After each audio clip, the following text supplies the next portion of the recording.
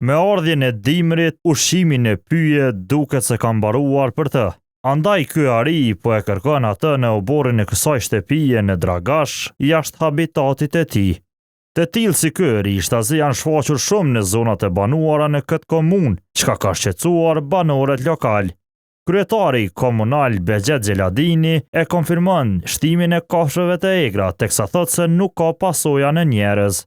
Disa ari në disa fshatra, që në qytetin e Dragash dhe në fshatin Bellobrat, që ardhë në për vend banime, duke hyrë në për shtëpia, në depo, ku ka ushqime. Deri më tash nuk ka patur ndonjë sulm të njerëzit.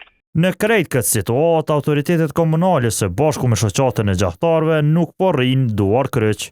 Formën e kemi veterinerin qatës me injekcion, me qetësue, pi marrim, pi dërgojmë, pyo atje ju kemi servu ushqim. Arind janë kafshë të mëdha me ngrënëse që zakonisht shmangin kontaktin me njerëzit. Në territorin e Kosovës, numri i tyre vlerësohet të jetë nga 80 deri në 100, sipas një raporti të iniciativës Dynamic Balkan Pindos Large Carnivores. Shënjestër.net